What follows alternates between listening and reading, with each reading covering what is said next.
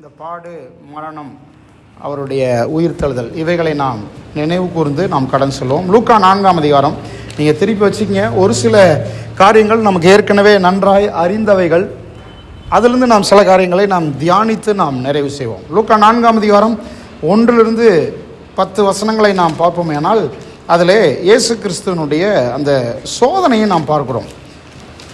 லூக்கா 4, மத்தேயு 4 இந்த 2 அதிகாரங்களையும் பார்த்தீங்கன்னா இயேசு கிறிஸ்துவனுடைய சோதனையை நாம் பார்க்கிறோம். பரிசுத்த ஆவியானவரால் அவர் வனாந்தரத்திற்கு கொண்டு போகப்பட்டார் இல்லையா? பிசாசானவன் அவரை சோதிக்கிறான் என்பதை நாம் பார்க்கிறோம். அதற்கு முன்பாக அந்த 4ஆம் அதிகாரத்துக்கு மேலே லூக்காவில் வராது, மத்தேயுவில் வரும். இயேசு அப்போ தான் ஞானஸ்நானம் எடுத்திருக்கிறார். இயேசு ஞானஸ்நானம் எடுக்கும்போதே நாம் அங்கே ட்ரினிட்டியை பார்க்கிறோம், திரித்துவத்தை பார்க்கிறோம். பிதாவாகிய தேவன் இயேசுவை பார்த்து சொல்கிறார், இவர் என்னுடைய நேசகுமாரன், இவரில் நான் பிரியமாக இருக்கிறேன் என்று சொல்கிறார். பரிசுத்த ஆவியான புறாவை போல் வந்து அமர்வதை நாம் பார்க்கிறோம். அதுக்கப்புறமா தான் இந்த சோதனை ஆரம்பிக்குது. 4ஆம் அதிகாரத்தில் ஆரம்பிக்கும் போதே இவன் பிசாசு சோதிக்கிறான். எப்படி சோதிக்கிறான்னா, நீர் தேவனுடைய குமாரனே ஆனால். ஏன் நீர் தேவனுடைய குமாரனே ஆனால்னு சொல்லி சோதிக்கிறான்னு சொன்னால், இப்போ தான் கொஞ்சம் நேரத்துக்கு முன்னால் ஞானஸ்நானம் எடுக்கும்போது பிதா சொன்னார், இவர் என் நேச குமாரன் சொன்னார். அது கரெக்டாக அதை தான் கேட்குறான் அவன். நீ தேவனுடைய குமாரனே ஆனால் இதை செய்யும், அதை செய்யும்னு சொல்லி 3 காரியங்களை நம்ம அங்கே பார்க்குறோம். கல்லை அப்பமாக்கும்படி சொல்கிறான். அதற்கப்புறமாக தேவாலயத்தினுடைய உப்பிரியிலிருந்து கீழே குதித்து காண்பியும் அப்படின்னு கேட்குறான், சொல்கிறான்.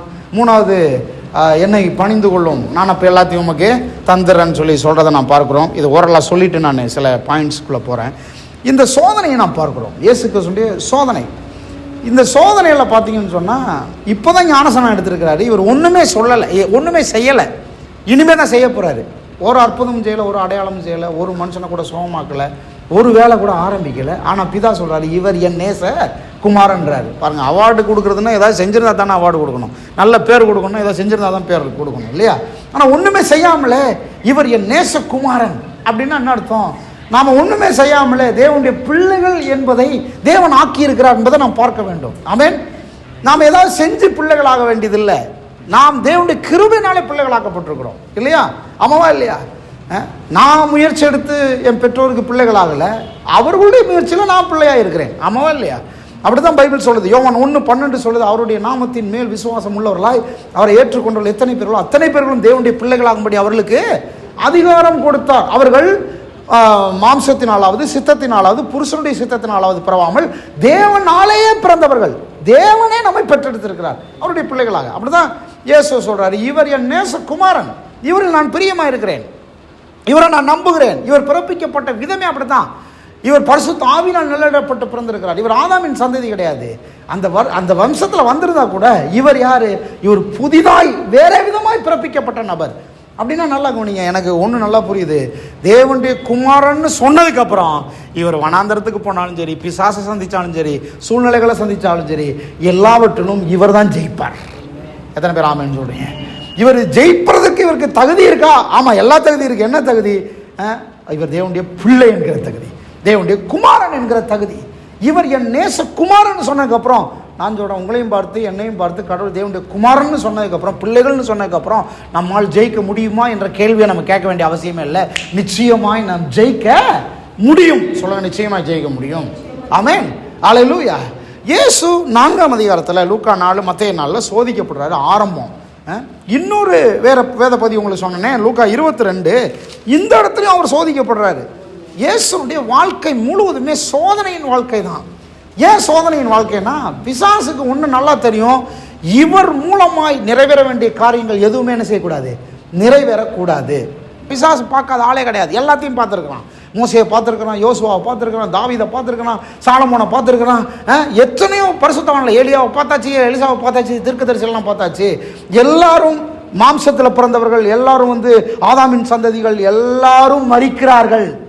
ஆனால் இவரை பற்றி, இவர் என் நேச குமாரன்னு சொன்ன மாதிரி அவர்களில் ஒருத்தருக்கு கூட கடவுள் என்ன செய்யலை, சொன்னது கிடையாது. அதனால தான் இவனுக்கு டவுட்டு. அதனால தான் இவர் மூலமாக ஏதாவது நிறைவேறிடுமோ, இவர் மூலமாக ஏதாவது நடந்துருமோ, இவர் நம்முடைய தலையை நசுக்குவார் நாங்கள் சொன்னாரே, அது ஒருவேளை நடந்து விடுமோன்னு சொல்லி தலையில் கை வச்சுட்டு அலையிறான்.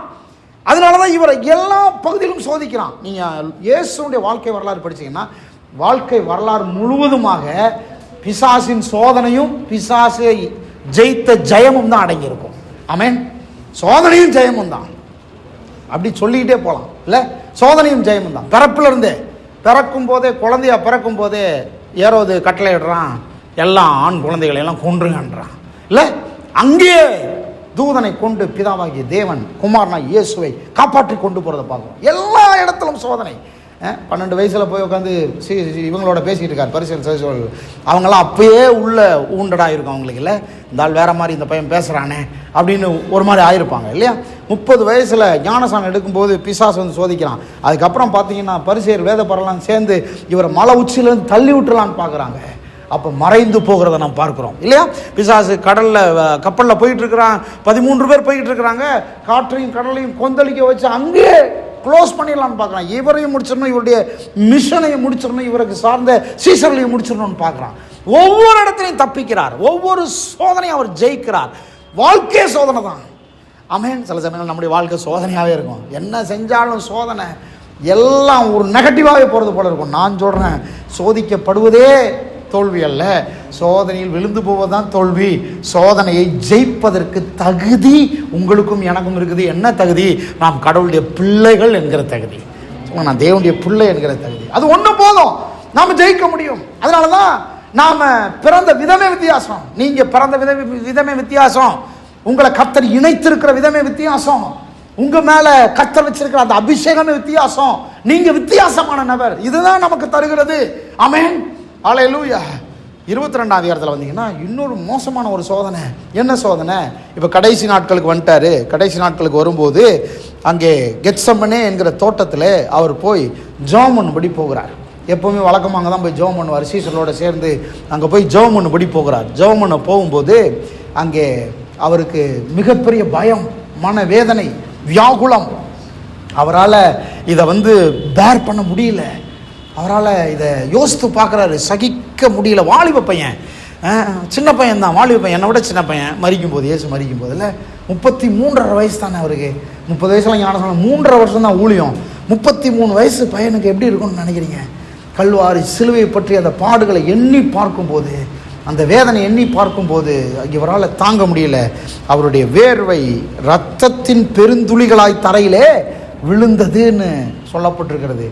மெடிக்கல் சயின்ஸ் சொல்லுது இது ரொம்ப ரேராக, அவ்வளோ சீக்கிரம் வேர்வையில் ரத்தம் கலந்து வெளியே வராது அப்படின்னு சொல்லி மெடிக்கல் சயின்ஸ் சொல்லுது. யாருக்கு வரும்னா ரொம்ப ரேரு. இந்த மரண தண்டனை விதிக்கப்பட்டிருக்கு பாருங்க, இப்படிப்பட்டவர்கள் தான் தனக்கு முன்பாக இருக்கிற அந்த தூக்கு கயிறையோ, தனக்கு முன்பாக இருக்கிற அந்த வாளையோ, அல்லது தான் சாக போகிறத குறித்து தானே அந்த காரியத்தில் நிற்கிற அந்த கடைசி நிமிடங்களில் இவருடைய இரத்த குழாய்கள் வெடிச்சிருமா. இரத்த குழாய்கள் விரிவடைந்து வெடிச்சிருமா. அப்படி வெடிக்கும்போது வெளியே தெரியாது, வெடிக்கும்போது அந்த வேர்வை குழாய்களோட போய் கலந்துருமா. கலந்து அப்படியே ரத்தத்தின் பெருந்துளிகளாய் அது கீழே சிந்துமா. அப்போ இயேசு எந்த அளவுக்கு அதை இமேஜின் பண்ணி பார்த்துருப்பாருன்றதை யோசித்து பார்க்க வேண்டும். அவன் இந்த பிக்சரை பார்க்குறீங்கள, அவ்வளவு அடி, அவ்வளவு நெருக்கம், அவ்வளவு லிட்ரலாக அவரை அப்படி பண்ணுறாங்க. அப்போ அவர் சொல்கிறாரு, 3 தடவை சொல்கிறாரு. லூக்கா 4ஆம் அதிகாரத்தில் 3 தடவை பிசாசு கேட்குறான், நீர் தேவனுடைய குமாரனானால், நீர் தேவனுடைய குமாரனானால், நீர் தேவனுடைய குமாரனானால். மத்தேயு 26ஆம் அதிகாரத்தில் வாசித்தீங்கன்னா 3 தடவை ஜெபம் பண்ணுறாரு. என்ன ஜெபம் பண்ணுறாரு தெரியுமா? 3 தடவையும் இந்த பாத்திரம் என்னை விட்டு நீங்க கூடுமானால் நீங்கும்படி செய்யும். 2வது முறையும் இந்த பாத்திரம் என்னை விட்டு நீங்க கூடுமானால் நீங்கும்படி செய்யும். 3ஆம் தடமும் அதே வார்த்தையை சொல்லி ஜெபம் பண்ணினார் அப்படின்னு இருக்கும். அப்படி சொல்லிட்டு சுதாரிச்சுக்கிட்டாரு, இந்த பாத்திரம் என்னை விட்டு நீங்க கூடுமானால் நீங்கும்படி செய்யும், ஆகிலும் என் சித்தத்தின்படி அல்ல உம்முடைய சித்தத்தின்படி ஆகக்கடவுது அப்படின்னு ஜெபம் பண்ணி முடிக்கிறாரு. முடித்த உடனே யூதாஸ் காரியத்தை அவரை முத்தம் கொடுத்து காட்டி கொடுத்து கூப்பிட்டு போகிறத நம்ம பார்க்குறோம். சரி, அப்போ இந்த 2 பகுதியிலுமே 2 விதமான சோதனை, 2 விதமான முக்கியமான சோதனை. நிறைய சோதனை இருக்குது, 2 முக்கியமான சோதனை. இதை தான் நம்ம இன்னைக்கு பார்க்க போகிறோம். ஒன்று, ஃபஸ்ட்டு லூக்கா 4ஆம் அதிகாரத்தில் என்ன சோதனைன்னா, அது அடையாளம் சம்பந்தப்பட்ட சோதனை. நீர் யார், நீர் இவரா, நீர் இவரை ஆனால் அப்படின்ற அடையாளம் சம்பந்தப்பட்ட சோதனை. 2வது, இந்த லூக்கா 22ஆம் அதிகாரத்தில் வரும்போது, மத்தேயு 26ஆம் அதிகாரத்தில் வரும்போது இது என்ன சோதனை அப்படின்னா, இவருடைய ஒபீடியன்ஸ், இவருடைய சாக்ரிஃபைஸ், இவருடைய அர்ப்பணிப்பு, டெடிகேஷன் சம்பந்தப்பட்ட சோதனை. ஃபர்ஸ்ட் அடையாளம் சம்பந்தப்பட்ட சோதனை, இது அர்ப்பணிப்பு சம்பந்தப்பட்ட சோதனை. ஃபர்ஸ்ட் அடையாளம் சம்பந்தப்பட்ட சோதனையில் அவர் ஜெயிக்கிறார். அது பர்சனல் சக்சஸ். Personal success. அங்கிருந்த வேகம் எப்படி இருக்கு பாருங்க இயேசுவுக்கு. லூக்கா 4ஆம் அதிகாரத்தில் வேகம் வேற மாதிரி இருக்குது. அவன் சொன்ன உடனே அவர் இன்னொரு வார்த்தையை சொல்றாரு இல்ல, அவன் சொல்றான் அந்த கல்லை அப்புமாக்கும்னு சொல்றான். சொன்ன உடனே அவர் சொல்றாரு இல்ல, மனுஷன் அப்பத்தினால் மாத்திரமல்ல தேவனுடைய வாயிலிருந்து புறப்படுகிற ஒவ்வொரு வார்த்தையினாலும் பிழைப்பான்னு சொல்லப்பட்டிருக்கிறதே. அவன் எழுதி இருக்குதேன்றான், இவரும் எழுதி இருக்குதேன்றாரு. இவர் அங்க வெற்றி பெறுவதற்கு கொஞ்சம் கூட யோசிக்கல. அதாவது என்ன சொல்றது, அவர் ரத்தம் துடிக்குது, அவனை ஜெயிக்கணும்னு தோணுது, மேற்கொள்றாரு, அடையாளத்தை தக்க வைக்கிறாரு. ஆமென். இரண்டாவது, இந்த உப்புரியின் மேல இருந்து கீழே குதியும் தூதர்கள் கரங்கள் ஏந்தி கொண்டு போவார்கள் சொல்லப்பட்டிருக்கிறது. அவர் ஒன்று சொல்றாரு, உன் தேவனாகிய கர்த்தரை பரீட்சை பாராதிருப்பாயாக என்று எழுதி இருக்கிறது என்றார். வார்த்தை வச்சே ஜெயிக்கிறார். லூக்கா 4ஆம் அதிகாரத்தில் இந்த பர்சனல் சக்சஸ் அல்லது இந்த பிகினிங் ஆஃப் அந்த மினிஸ்ட்ரின்னும் போது ஒரு பிகினிங்ல இருக்கிற அந்த வேகம், அந்த காரியம் முற்றிலும் கொஞ்சம் வித்தியாசமானதா இருக்குது. ஆமென். அவர் ஜெயிக்கிறார், வார்த்தையை வச்சே ஜெயிக்கிறாரு, தன்னுடைய அடையாளத்தை தக்க வச்சு கொள்றது. ஆனால் லூக்கா 22ஆம் அதிகாரம் வரும்போது மெச்சூர் ஆயிட்டாரு. நல்லா மெச்சூர் ஆயிட்டார். ஏன் இந்த வார்த்தையை நான் பயன்படுத்துறேன்னா, லூக்கா 22ஆம் அதிகாரத்தில் இருந்த நபர் லூக்கா 4 இருந்த நபர் வேற. ஆனால் லூக்கா 22 வரும்போது நிறைய காரியங்களை கடந்து வருகிறார். சில அனுபவங்கள் நூடே கடந்து வருகிறார். சில நபர்களை சந்திக்கிறார். கூட இருந்த நபர்கள் செய்த துரோகங்களை பார்க்கிறார். அவரை சுற்றி நடக்கிற அத்தனை காரியங்களையும் பார்க்கிறார். பிதாவினுடைய நடவடிக்கைகளை பார்க்கிறார். நான் ஒரு பாயிண்ட் எழுதி வச்சிருக்கிறேன். என்னன்னா, இந்த சூழ்நிலை நேரத்தில் பிதா இவருக்கு எப்படிப்பட்டவராக இருந்தார், இந்த சூழ்நிலை நேரத்தில் கூட இருக்கிற ஜனங்கள் இவருக்கு எப்படிப்பட்டவர்களாக இருந்தார்கள். சில சமயங்களில் நல்லா இருக்கும் போது எல்லாம் நல்லா இருக்கும். இந்த சூழ்நிலை நேரத்தில் நான் சொல்றேன், பிதா அன்னைக்கு இருந்த மாதிரியே இப்பவும் இருக்கிறாரு. ஆனா மனிதர்கள் மாறிவிட்டார்கள். ஆமென். மனிதர்கள் மாறிவிட்டார்கள். பேதுரு சொன்னாரு, என்ன சொன்னாரு, உமக்காக நான் ஜீவனையும் கொடுப்பேன்னாரு. ஆனா இயேசு சொன்னாரு, பா நீ அப்படிப்பட்ட ஆள் கிடையாது, நீ ஜீவனை கொடுக்குற ஆள் கிடையாது. சேவல் கூவுகிறதற்கு முன்னே 3 தண்டம் என்னை மறுதலிப்பாயினாரு. கர்த்தர் எல்லா நடவடிக்கைகளும் சில அனுபவங்களுடைய கடந்து வராரு. இதே கெத்சமனே தோட்டத்தில் 3 பேரை கூட்டு போயிருக்காரு. யாக்கோபு, யோவான், பேதுரு 3 பேரை கூட்டு போயிருக்கிறாரு. அப்பா வாங்கப்பா போய் ஜெபம் பண்ணுங்கன்னா இவங்கெல்லாம் தூங்கிட்டு இருக்கிறாங்க. இவருக்குள்ள இருக்கிற அந்த மனவேதனை, அந்த வியாகுலம், இவர் அந்த இமேஜினேஷன்ல அவரால் தாங்க முடியாமல் இருக்கிறாரு. அந்த 3 பேர் ஜெபம் பண்ணிட்டு இருக்கிறாங்க. சில சமயம் அப்படி இருக்கும். இந்த அனுபவங்கள்லாம் பார்த்து வந்துட்டாரு. மக்கள், தங்களை சுற்றி இருக்கிற மக்கள், யூதர்கள், ரோமர்கள், எல்லாரும் பரிசேயர், வேதுபாரர்கள், இவரால் நன்மை பெற்றவர்கள் எல்லாம் ஓடி போயிட்டாங்க. சிலுவையில் தொங்கிட்டு இருக்கும்போது எல்லாம் ஓடி போயிட்டாங்க. 12 சீசர்கள். இவன் யூதாஸ் போய் நாண்டு கொண்டு போயிட்டான். மீதி 11 பேர் ஆளை காணோம். பேதுரு ஆளை காணோம், ஓடி போயிட்டான். தோமா ஆளை காணோம், ஓடி போயிட்டாங்க. யோவான் மட்டும்தாங்க நிற்கிறார், அம்மா கூட, மரியாள் கூட. இயேசு கல்வாரி சிலுவையில் அப்படி தொங்கிட்டு இருக்கும்போது அப்படி பார்க்குறாரு. எல்லாம் நன்மை பெற்றவர்கள், இதோ கண்ணு குருடானவன், இதோ மரித்தவர்லேருந்து உயிரோட எழும்பினவன், குஷ்டரோகி சொஸ்தமானவன், அடிக்கிறவன், எல்லாருக்கும் மரித்து கொண்டிருக்கிறார். அதை தான் இயேசுவுக்கு தாங்க முடியல. இதோ பிதாவே இவர்களை மன்னியும், இவங்க என்ன செய்கிறாங்கன்னே தெரிய மாட்டேன்து, யார் அடிக்கிறோன்னு தெரிய மாட்டேன்து அப்படின்னு அங்கே மன்னிப்பு வாங்கி கொடுக்கறத நம்ம பார்க்கணும். இப்படியெல்லாம் ஜனங்கள் சுற்றி இருக்கிறத இயேசு பார்க்குறாரு. அப்போ 22ஆம் அதிகாரத்துக்கு வரும்பொழுது அவருடைய மனநிலை முற்றிலும் வித்தியாசமாக இருக்குது. அவன் சொல்கிறார், இந்த பாத்திரம் என்னை விட்டு நீங்கள் கொடுக்கணும். அப்படின்னா அந்த பாத்திரத்தில் என்ன இருந்துச்சு? இந்த பாத்திரத்தில் வேத ஆசிரியர்கள் சொல்கிறாங்க 3 காரியம் இருந்தது. ஒன்று மனுவர்க்கத்தினுடைய பாவம். இந்த பாத்திரத்தில் இருந்த ஒன்று மனுவர்க்கத்தினுடைய பாவம், முழு மனுவர்க்கத்தினுடைய பாவம் அதுக்குள்ளே இருந்தது. 2வது தேவனுடைய கோபம் அதுக்குள்ளே இருக்குது. தேவனுடைய கோபம் என்ன மாதிரி கோபமாக இருந்திருந்தா தம்முடைய ஒரே பேரான குமாரனை கல்வாரி சிலுவையில் ஒப்பு கொடுத்துருப்பாருன்னு யோசித்து பாருங்க. தேவனுடைய கோபம். 3வது அந்த பாத்திரத்தில் என்ன இருக்குன்னா நீதியான நியாய தீர்ப்பு. என்ன நியாய தீர்ப்பு? நீதியான நியாய தீர்ப்பு. சொல்லுங்க, நீதியான நியாய தீர்ப்பு. சொல்லுங்க, நீதியான நியாய தீர்ப்பு. ஏன்னா இவர் பிதாவா இருந்தா கூட குமாரன் சிலுவையில் சாகிறார்னா இவர் நீதியானவர். இயேசு யாரு? நீதியானவர். நீதியான நியாய தீர்ப்பை கொடுக்க வேண்டும் என்பதில் தான் அவர் கவனமாக இருக்கிறாரு. இந்த 3மே இந்த பாத்திரத்துக்குள்ளே இருக்கிறது. இந்த பாத்திரத்தை வாங்கி அவர் பானம் பண்ணுவதற்கு அவர் சொல்கிறாரு, நானும் இதில் பானம் பண்ணுவேன்னு சீசர்லாம் சொன்னாங்க சில பேர். அவர் சொன்னார், இந்த பாத்திரத்தில் என்னை தவிர ஒருவனும் பானம் பண்ண முடியாது. சொல்லுங்க, ஆமென். ஆமெனா இல்லையா? என்னை தவிர ஒருவனும். ஏன்னா அந்த பாத்திரத்தில் உள்ள தேவனுடைய கோபம், அந்த பாத்திரத்தில் உள்ள இருக்கிற அந்த முழு மனுவர்க்கத்தினுடைய பாவம், அந்த பாத்திரத்துக்குள்ள இருக்கிற சாபம், அந்த பாத்திரத்துக்குள்ள இருக்கிற நீதியான தீர்ப்பு, இவைகளை எல்லாம் பானம் பண்ணுவதற்காகத்தான் நான் வேற மாதிரி டிசைன் பண்ணப்பட்டிருக்கிறேன், பிறப்பிக்கப்பட்டிருக்கிறேன். எத்தனை பேர் ஆமென் சொல்றீங்க? அதுக்கு தான் இயேசு பரிசுத்த ஆவியினால் பிறந்தார். இவர் ஆதாமின் வம்சம் இல்ல. இவர் யோசேப்புக்கும் மரியாளுக்கும் பிறந்தவர் அல்ல. இவர் சராசரி மனுஷன் அல்ல. முழு மனுவர்க்கத்துடைய பாவத்தை சுமந்து தீர்க்கிற ஒரு தேவாட்டு குட்டியாக பிறந்திருக்கிறார். இவரால் மட்டும்தான் முடியும். அதனாலதான் நாம புரிந்து கொள்ள வேண்டும், இவர் மரணம், இவருடைய உயிர்த்தெழுதல், இந்த ரெண்டுமே வல்லமையானது. எப்படி வல்லமையானதாய் மாறுகிறது என்றால், இவருடைய பிறப்பு வித்தியாசமானது. அதனாலதான் இது வல்லமையானதாய் மாறுகிறது. எத்தனை பேர் ஆமென் சொல்றீங்க? சொல்லுங்க. பிறப்பு வித்தியாசமானதா தானே வல்லமையா மரணம் இருக்க முடியும். பிறப்பு யோசேப்புக்கும் மரியாளுக்கும் பிறந்திருந்தா இவருடைய மரணமும் சராசரி மரணம் தான் இல்லையா?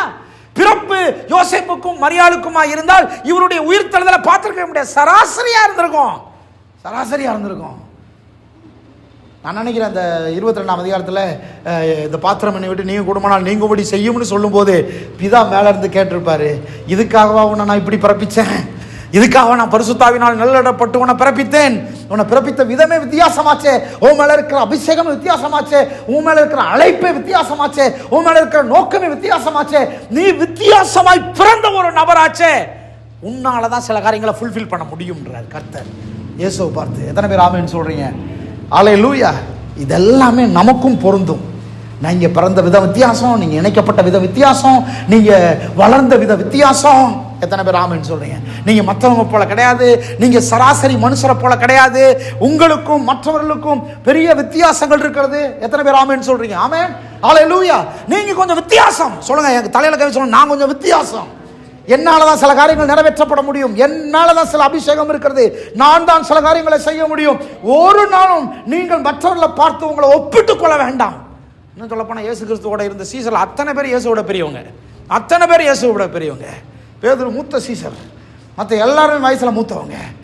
யாரும் இயேசுடைய வயசை விட சின்னவங்க கிடையாது. ஆனால் ஒரு சின்ன நபரை கர்த்தர் வித்தியாசமாக ஆக்கி ஒரு தலைவனாக்கி மற்ற எல்லாரையும் ஒரு ஒரு ஒரு மிஷன்ஸ் பீப்புள் ஆக்கி, விஷனரிகள் ஆக்கி, ஒரு தலைமைத்துவத்தில் நின்று காரியங்களை செய்யும்படியான ஒரு அபிஷேகத்தை கர்த்தர் அவர் மேலே வைத்திருந்தார். எத்தனை பேர் ஆமென் சொல்றீங்க? ஆமென். அப்போ நான் சொல்றேன், இயேசுனுடைய அந்த பாடு மரணம் நம்முடைய வாழ்க்கையில் ஒரு பெரிய மாற்றங்களை கொண்டு வந்திருக்கிறது. இவ்வளவு சந்தித்தது எதுக்காக?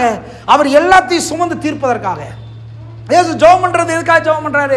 அங்க லூக்கா 22ஆம் அதிகாரத்துல பிதாவே இந்த பாத்திரம் என்னை விட்டு நீங்க கூடுமானால் நீங்கும்படி செய்யும்னு சொல்லும்போது இந்த காரியத்திலிருந்து எஸ்கேப் பண்ணணும்னு சொல்லி ஜெபம் பண்ணல. ஆண்டவரே, இந்த பர்பஸ்ல இருந்து என்ன எஸ்கேப் பண்ணுங்க ஆண்டவரே. இந்த காரியத்திலிருந்து என்ன தப்பித்துக் கொள்ள பார்க்கல அவரு. அவர் இதை ஜெயிப்பதற்காக பலன் தாங்க ஆண்டவரே ஜெபம் பண்றாரு. ஆமென். இதை சந்திக்க பலன் தாங்க ஆண்டவரே. இன்னும் கொஞ்சம் நேரத்தில் என்னை கூட்டு போய் காரி துப்ப போறாங்க. இன்னும் கொஞ்சம் நேரத்தில் கூட்டு போய் என் மேல தலையில முள்முடி சூட்ட போறாங்க, வஸ்திரங்களை கிழித்து அவமானப்படுத்த போறாங்க, வாரினால் அடிக்க போறாங்க. இவர் எல்லாத்தையும் பார்க்குறாரு. இவருக்கு முன்கூட்டியே தெரியுது. என்ன தெரியுது? இவன் சொல்றானே, பேதுரு நான் உமக்காக மறிக்க கூட செய்வான்னு சொல்லும் போது அவருக்கு முன்கூட்டியே தெரியுது, இவனை அறியேன்னு நீ சபிப்பாய், சத்தியம் பண்ண தொடங்குவாய். கொஞ்சம் யோசித்து பாருங்க. கூட இருக்கிறாள், 3.5 வருஷம் கூட இருந்து ஊழியத்தை செஞ்சாள். இவன் யாருன்னு எனக்கு தெரியாது, இவனை சபிக்கிறேன், இவன் யாருன்னு எனக்கு தெரியாதுன்னு சபிக்கிறாரு, சத்தியம் பண்ணுறாரு, அவரை மறுதளிக்கிறார்னா இது முன்கூட்டியே தெரிஞ்சிருந்தா தெரியுது அவருக்கு, அவர் மனசில் எவ்வளோ வேதனை நடந்திருக்கும் கூட இருக்கிற ஆட்களே. அப்போ எல்லாவற்றையும் முன்கூட்டி யோசித்து பார்க்குறாரு. யோசித்து பார்த்து ஆண்டவர் ஜெபம் பண்ணுறாருன்னா என்ன ஜெபம் பண்ணுறாரு? இதுலேருந்து எஸ்கேப் பண்ணணும்னு ஜெபம் பண்ணல, இதை சந்திக்கக்கூடிய பலனை எனக்கு தாரும், இதை சந்திக்கக்கூடிய தைரியத்தை எனக்கு தாரும், இதை நான் சந்தித்தே ஆக வேணும். இந்த பாத்திரம் என் மேல வைக்கப்பட்ட பாத்திரம், இதை நான் அனுபவித்தே ஆக வேணும், இதை நான் ஏற்றுக்கொண்டே ஆக வேணும், இதை நான் ஜெயித்தே ஆக வேண்டும். ஆகவே என்னை பலப்படுத்தும் ஆண்டவரே. இதுதான் அவர் ஜெபம். எத்தனை பேர் இருக்கிறீங்க? அப்படி ஜெபம் பண்ண உடனே என்ன நடந்துச்சு தெரியுமா? உடனே பிதா ஒரு தூதனை அனுப்புகிறார். லூக்கா 22 வாசித்து பாருங்க. ஒரு தூதன் தோன்றி அவரை திடப்படுத்தினான்.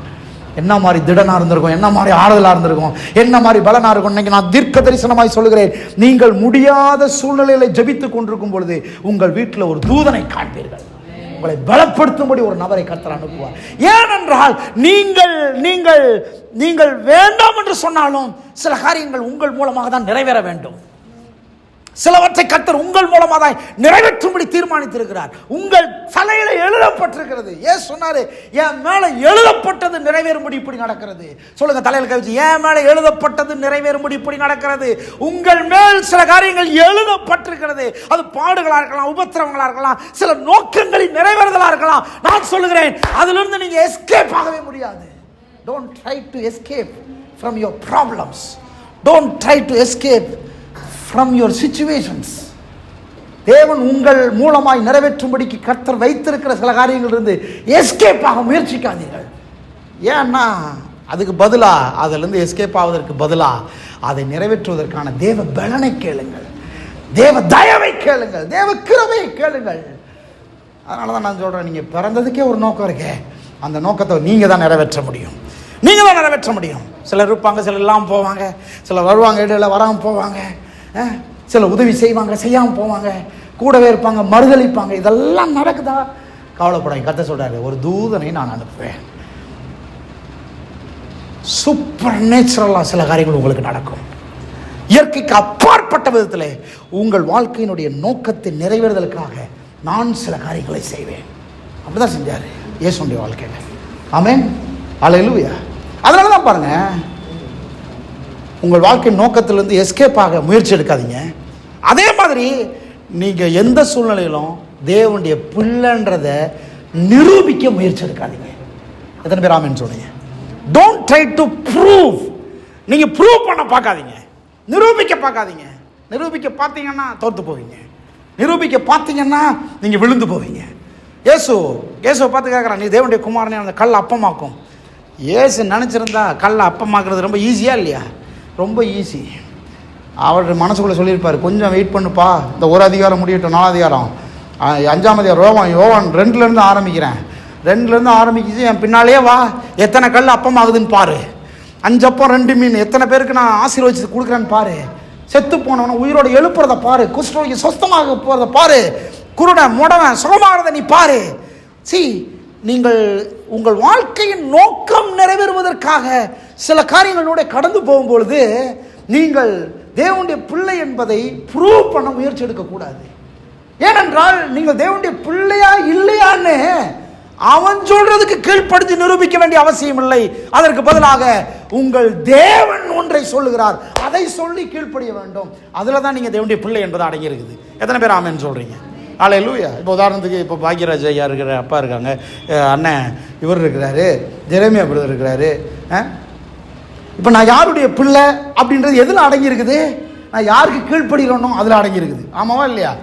நான் யாருடைய பிள்ளைன்றது, யாருக்கு கீழ்ப்படுகிறன்றதுல அடங்கி இருக்குது. பிசாசு சொல்றான் இந்த கல்லை அப்பமாக்கும், அதுக்கு பேர் அவன் வசனத்தையும் சொல்றான். இந்த காமிக்கிறேன் கல்லை அப்பமாக்குறேன்னு சொன்னா நீங்க தேவனுடைய பிள்ளையா பிசாசுடைய பிள்ளையா? யாருடைய பிள்ளை? தேவனுடைய பிள்ளையா பிசாசுடைய பிள்ளையா? சில சமயங்கள் நமக்குள்ள வர இந்த டெம்டேஷன்ஸ் பிசாசு இடத்துலேருந்து வருது. பிசாசுக்கு நாம கீழ்ப்படிஞ்சிடறோம், ட்ரை பண்ணி பார்த்துடுறோம். அங்க கல்லை அப்பமாக்க முயற்சி எடுத்து கல்லை அப்பமே ஆக்கி இருந்தா கூட இயேசு அங்க ஃபெயிலியர் ஆயிருப்பார். ஏன்னா பிசாசுக்கு கீழ்ப்படிஞ்சிட்டாரு. எத்தனை பேர் ஆமென் சொல்றீங்க? ஆமென். பிசாசு கீழ்ப்படியக்கூடாது. அதனாலதான் நீங்க ப்ரூவ் பண்ண முயற்சிக்காதீங்க. எல்லாத்தையும் ப்ரூவ் பண்ணக்கூடாது, ப்ரூவ் பண்ண முயற்சிக்க வேணாம். அதனாலதான் இயேசு நீ எதெல்லாம் செஞ்சேன்னா அவனை தேவனுடைய பிள்ளையை ஆக்குறேன்னு சொல்லல, ஒண்ணுமே செய்யறதுக்கு முன்னாலேயே டிக்ளேர் பண்றாரு, இவர் என் நேச குமாரன், இவரில் நான் பிரியமா இருக்கிறேன். ஏதோ செய்யறதுனால நீ என் பிள்ளை இல்லை, பிள்ளைன்றது இல்லை. நீ என்ன செஞ்சாலும் என்ன செய்யலைனாலும் நீ எனக்கு பிறந்த பிள்ளை, தேவனுடைய பிள்ளைன்றதை அவர் சொல்லிட்டாரு. ப்ரூவ் பண்ணுவதற்கு முயற்சி எடுக்க வேண்டிய அவசியம் இல்லை. நோக்கத்தை விட்டு தப்பிக்க முயற்சி எடுக்காதீங்க. உங்களை நீங்க ப்ரூவ் பண்ண முயற்சி எடுக்காதீங்க. உங்க மேல இருக்கிற அபிஷேகத்தை சீக்கிரத்தில் பிசாசு காண்பான். உங்க மேல இருக்கிற ஆவியானவரை சீக்கிரத்தில் பிசாசு காண்பான். உங்கள் மூலமாய் நிறைவேற்ற வேண்டிய சில காரியங்கள் நிறைவேறி முடிகிறதை பிசாசு சீக்கிரமாய் காண்பான். அல்லேலூயா. அவனுக்கு நல்லா தெரிஞ்சிருச்சு, இவர் தேவனுடைய குமாரன், இவரை எப்படியாவது விழ வைக்கணும், எப்படியாவது இவரை தோல்வி அடைய வைக்கணும், இவரை எப்படியாவது அப்படியே பயமுறுத்தி பயமுறுத்தி பயமுறுத்தி இவரை நடுக்கடல்ல சாக அடிச்சிடணும். ஆனால் எங்கே போய் சாகக்கூடாது? சிலுவையில் மட்டும் போய் சாகக்கூடாது. எங்கே வேணாலும் சாக அடிச்சிடணும், சிலுவையில் மட்டும் போய் சாகக்கூடாது. ஏன்னா சிலுவையில் போய் சாவது என்பது வேதத்தில் எழுதப்பட்டிருக்கிற காரியம், இவர் மூலமாக நிறைவேற வேண்டிய காரியம். ஒரு சில வசனங்களை வாசித்து பாருங்க. மத்தேயு 5ஆம் அதிகாரம் 17ஆம் வசனத்தை திருப்பிக் கொள்ளுங்க. மத்தேயு 5:17. நியாயப்பிரமாணங்களை ஆனாலும் தீர்க்க தரிசனங்களை ஆனாலும் அழிக்கிறதற்கு வந்தேன் என்று எண்ணிக்கொள்ளாதேங்கள். இந்த பரிசேயர்கள் வேதபாரர்கள்லாம் நினைக்கிறாங்க இவர் நியாயப்பிரமாணத்தை மீறுறாரு, தீர்க்க தரிசனத்தை மீறுறாருன்னு நினைக்கிறாங்க. பழைய ஏற்பாட்டில் உள்ள அத்தனை வசனங்களை இவர் மீறுறாரு, இவர் நெகட்டிவாக காரியங்களை செய்கிறாரு அப்படின்னு நினைக்கிறாங்க. ஆனால் அவர் பதில் சொல்கிறாரு, நியாயப்பிரமாணத்தையும் தீர்க்க தரிசனங்களையும் அழிக்க வந்தேன் என்று எண்ணிக்கொள்ளாதேங்கள். அவர் சொல்றாரு பாருங்க, அழிக்கிறதற்கு அல்ல நிறைவேற்றுகிறதற்கே வந்தேன். சொல்லுங்க, நிறைவேற்றுகிறதற்கே வந்தேன். நியாயப்பிரமாணங்கள் தீர்க்க தரிசனம் யாருக்கு கொடுக்கப்பட்டுச்சு? பழைய ஏற்பாட்டு மக்களுக்கு கொடுக்கப்பட்டுச்சு. யார் கொடுத்தா? யெகோவா தேவன் கொடுத்தாரு. யாருக்கு? இஸ்ரவேல் ஜனங்களுக்காக கொடுத்தாரு இல்லையா? இஸ்ரவேல் ஜனங்கள் நியாயப்பிரமாணத்தையும் தீர்க்க தரிசனம் கையில் வச்சிருக்காங்க. அதுக்கு பேர் தான் எபிரேய பாஷையில் தோரான்னு சொல்லுவாங்க. தோராவை கையில் வச்சிருக்காங்க. ஓல்ட் டெஸ்டமெண்ட் அதான் தோராவை கையில் வச்சிருக்கிறாங்க. நியாயப்பிரமாணத்தை எதுக்காக அவர்கள் பெற்றுக்கொண்டார்கள்? அதை கடைபிடிக்கும்படி பெற்றுக்கொண்டார்கள். இவர் ஒரு யூதன் தான், எபிரேய வம்சத்தில் பிறந்தவர் தான், இவரும் யூதன் தான். இவர்களின் தோரா இருக்குது. அப்போ பாருங்க, இவர் ஒரு பாயிண்ட் அவுட் பண்றாரு, நான் அழிக்க வரல நிறைவேற்ற வந்தேன்னு சொல்றாரு. அப்படின்னா என்ன அர்த்தம்னா, இஸ்ரவேல் ஜனங்கள் தோராவை கையில் வச்சிருக்கிறதுக்கும் இயேசு தோராவை கையில் வச்சிருக்கிறதுக்கும் பெரிய வித்தியாசம் இருக்குன்றாரு. என்ன வித்தியாசம்? அந்த யூதர்கள் இஸ்ரவேல் ஜனங்கள் கையில் வச்சிருக்கிற தோரா, அந்த 5 ஆகமங்கள், அந்த பழைய ஏற்பாடு, அந்த நியாயப்பிரமாணம், தீர்க்கதரிசன புத்தகத்தை அவர்கள் கடைபிடிக்க வேண்டும். நான் கடைபிடிப்பதில்லை, நான் நிறைவேற்ற வேண்டும். ரெண்டு பெரிய வித்தியாசம். கடைபிடிக்கிறது வேற, நிறைவேற்றுவது வேற. கடைபிடிப்பதற்கு முயற்சி எடுத்து அவர்கள் சோர்ந்து போனார்கள், தோல்வி அடைந்து போனார்கள். இவர் நிறைவேற்றுவதற்கு முயற்சி எடுத்து அந்த நிறைவேறுதலை தன்னுடைய வாழ்க்கையின் மூலமாக நிரூபிக்கிறார். எத்தனை பேர் ஆமென் சொல்றீங்க? நான் சொல்றேன், நான் அழிக்க வரல, நிறைவேற்ற வந்தேன். இயேசு கடைபிடிக்கிறதன் மூலமாக நிறைவேற்றுகிறார். சொல்லுங்க, நிறைவேற்றுகிறார். நீங்கள் லூக்கா 4ஆம் அதிகாரத்தில் வாசித்து பார்த்தீங்கன்னா, அந்த சோதனைலாம் முடிஞ்சதுக்கப்புறம் தேவாலயத்துக்கு போகிறாரு, ஜபாலயத்துக்கு போய் பிரசங்கம் பண்ணுறதுக்கு போகிறாரு. அப்போ சொல்கிறாரு, பரிசுத்த ஆவியானவர் என்மேல் இருக்கிறார், கர்த்தருடைய ஆவியானவர் என்மேல் இருக்கிறார் ஏசாயா தீர்க்கதரிசனுடைய வசனத்தை சொல்லி காமிச்சிட்டு அங்கே சொல்கிறாரு, இப்பொழுது வாசிக்கப்பட்ட இந்த வேத வாக்கியம் நிறைவேறி முடிந்ததுன்றாரு. இப்போ நான் பிரசங்கம் பண்ணுறக்கா வரல, இப்போ நான் வாசித்தனே, அது நிறைவேறி முடிந்தது. ஆவியானவர் என்மேல் இருக்கிறார். அன்னைக்கு சொல்லப்பட்டது என்னை பற்றி சொல்லப்பட்டது. அதனால தான் யோவான் ஸ்நானகன் சொன்னான், இயேசுவை பார்த்த உடனே, இவர் உலக தோற்றத்திற்கு முன்பே அடிக்கப்பட்ட ஆட்டுக்குட்டி. இயேசுவை பார்த்தோன்னு சொல்றான். எப்படி உலக தோற்றத்துக்கு முன்னே அடிக்கப்பட்ட ஆட்டுக்குட்டி? 3ஆம் அதிகாரத்தில் ஆதியாகமத்தில் மனுஷன் வீழ்ச்சி அடைந்த போது அங்கே அவன் நிர்வாணத்தை மூடுவதற்காக ஒரு ஆட்டை அடித்து தோளினால் வஸ்திரத்தை உண்டாக்கி அவனை மூடினார்னு சொல்லுது. அங்கே அடிக்கப்பட்டது ஒரு ஆடுன்னு சொல்றாங்க இறையியலாளர்கள். அப்ப நான் சொல்றேன், இயேசுடைய வாழ்க்கை தீர்க்க தரிசனத்தின் நிறைவேறுதல், இயேசுடைய வாழ்க்கை நியாயப்பிரமாணத்தின் நிறைவேறுதல். இயேசு நிறைவேற்றும்படிக்கு வந்தார். சொல்லுங்க, நிறைவேற்றும்படிக்கு வந்தார். அதனாலதான் அவரை பற்றி எழுத போகலாம் சொல்லுது, எழுதப்பட்டது நிறைவேறும்படி இப்படி நடந்தது, எழுதப்பட்டது நிறைவேறும்படி இப்படி நடந்தது. சிலுவையில தாகமா இருக்கிறேன்னு தண்ணி கேட்டார் இல்லையா, உடனே காடி எடுத்து அவன் நீட்டுறான். அங்க சொல்லப்படுது, எழுதப்பட்டது நிறைவேறும்படி இப்படி நடந்தது. இல்ல, எழுதப்பட்டது நிறைவேறும். அப்போ எழுதப்பட்ட அத்தனையும் இயேசு நிறைவேற்றும்படிக்கு வந்தார், அழிக்க வரல, நிறைவேற்றும்படிக்கு வந்தார். அப்ப நான் சொல்றேன், நம்ம வாழ்க்கையில் கூட அப்படிதான். நம்முடைய வாழ்க்கை ஏற்கனவே எழுதப்பட்ட வாழ்க்கை. சொல்லுங்க, கை உயர்த்தி, எழுதப்பட்ட வாழ்க்கை. சொல்லுங்க, எழுதப்பட்டது நிறைவேறிக்கிட்டு இருக்குது. இப்படி ஒரு பிரசங்கம் பண்ணுவேன் எழுதப்பட்டிருக்கிறது, இந்த ஊர்ல ஊழியம் செய்வோம் எழுதப்பட்டிருக்கிறது, இப்படிப்பட்ட மக்கள் வருவார்கள் எழுதப்பட்டிருக்கிறது, உங்க வாழ்க்கையில இப்படி ஒரு திருமணம் நடக்கும் என்று எழுதப்பட்டிருக்கிறது. எழுதப்பட்டது நிறைவேறும்படிதான் நடந்து கொண்டிருக்கிறது. எத்தனை பேர் ஆமென் சொல்றீங்க? அதை தான் நம்ம ஆட்கள் தலையெழுத்துட்டாங்க. நான் சொல்கிறேன், எழுதப்பட்டது நிறைவேறும்படி நடந்ததுன்னா என்ன அர்த்தம்? என் வாழ்க்கையில் எழுதப்பட்டதெல்லாம் நல்ல விதத்தில் எழுதப்பட்டிருக்கிறது. ஆமென். தலையெழுத்துனா அது நெகட்டிவான விஷயம் இல்லை. இயேசுக்கு நடந்ததெல்லாம் தலையெழுத்தாக இருக்கலாம், எழுதப்பட்டது நிறைவேறும்படிக்கு நடந்திருக்குது.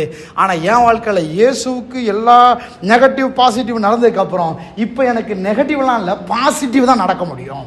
அதுதான் பைபிளில் சொல்லுது. கலாத்தியர் 3ஆம் அதிகாரத்தில், மரத்தில் தூக்கப்பட்ட எவனும் சபிக்கப்பட்டவன் என்று எழுதி இருக்கிறபடி கிறிஸ்து நமக்காக சாபமாகி நம்மை நியாயப்பிரமாணத்தின் சாபத்திலிருந்து நீங்களாக்கி அவர் சாபத்தை சுமந்தார், நான் சாபத்திலிருந்து மீட்டுக் கொள்ளப்பட்டிருக்கிறேன். கை தட்டி ஒரு ஆமென் சொல்லுங்க. ஆமென். அவர் மேல தண்டனை வந்தது, என் மேல ஆசீர்வாதம் இருக்கிறது. அவர் மேல சாபம் வந்தது, என் மேல ஆசீர்வாதம் இருக்கிறது. ஏன்னா அவர் நிறைவேற்றி முடித்து விட்டார். அவரும் சுமந்து நானும் சுமக்கணும்னு அவசியம் கிடையாது, அவரும் வேதனைப்பட்டு நானும் வேதனைப்படணும்னு அவசியம் கிடையாது. எல்லாமே என் மேல் இருந்ததெல்லாம் அவர் மேல டிரான்ஸ்பர் ஆக்கப்பட்டிருக்கிறது. எத்தனை பேர் ஆமென் சொல்றீங்க? சொல்லுங்க, நான் விடுதலை ஆக்கப்பட்டிருக்கிறேன். சொல்லுங்க, நான் விடுதலை ஆக்கப்பட்டிருக்கிறேன். கலாத்தியர் 3ஆம் அதிகாரத்துக்கு திருப்புங்க. கலாத்தியர் 3ஆம் அதிகாரத்தில் அந்த வசனத்தை வாசித்து பாருங்க. கலாத்தியர் 3ஆம் அதிகாரம் மரத்திலே தூக்கப்பட்ட எவனும் சபிக்கப்பட்டவன் என்று 3:11 பாருங்க. நியாயப்பிரமாணத்தினாலே ஒருவனும் தேவனிடத்தில் நீதிமானாகிறதில்லை என்பது வெளியரங்கமாக இருக்கிறது. ஏனென்றால் விசுவாசத்தினாலே நீதிமான் பிழைப்பான் என்று எழுதியிருக்கிறதே. நியாயப்பிரமாணமோ விசுவாசத்திற்குரியது அல்ல, அவைகளை செய்கிற மனுஷனே அவைகளால் பிழைப்பான். 13 மரத்திலே தூக்கப்பட்ட எவனும் சபிக்கப்பட்டவன் என்று எழுதி இருக்கிறபடி கிறிஸ்து நமக்காக சாபமாகி, சொல்லுங்க, எனக்காக கிறிஸ்து சாபமானார். தலையில கை சொல்லுங்க, எனக்காக கிறிஸ்து சாபமானார். இப்ப என் மேல சாபம் இல்லை, என் மேல தண்டனை இல்லை, என் மேல வியாதி இல்லை, என் மேல தரித்திரம் இல்லை. இப்ப என் தலையெழுத்து நெகட்டிவ் இல்லை, என் தலையெழுத்தெல்லாம் பாசிட்டிவ் ஆக்கப்பட்டிருக்கிறது. எத்தனை பேர் ஆமென் சொல்லுங்க? எனக்காக அவர் சாபமானார். சொல்லுங்க, எனக்காக அவர் சாபமாகி நியாய பிரமாணத்தின் சாபத்திற்கு நம்மை நீங்களாக்கி விட்டார். சொல்லுங்க, நீங்களாக்கி விட்டார். சொல்லுங்க, நீங்களாக்கி விட்டார். எப்படி நீங்களாக்கினாரா? கொலோசியர் 2ஆம் அதிகாரத்தை பாருங்க. 2ஆம் அதிகாரம் எப்படி நீங்களாக்கினார்?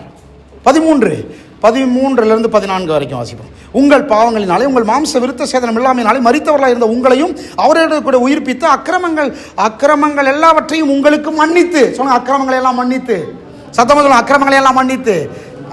சாபத்தெல்லாம் அவர் ஏற்றுக்கொண்டாரு, அக்கிரமங்கள்லாம் மன்னிச்சிட்டாரு. சொல்லுங்க, அக்கிரமங்களை எல்லாம் மன்னிச்சிட்டாரு. சொல்லுங்க, மன்னிக்கப்பட்டவன் நான். சொல்லுங்க, மன்னிக்கப்பட்டவன் நான். மன்னிச்சுட்டு அப்புறம் சொல்றாரு, நமக்கு எதிரடையாகவும் கட்டளைகளால் நமக்கு விரோதமாகவும் இருந்த கையெழுத்தை குலைத்து. கையெழுத்துனா டாக்குமெண்ட்.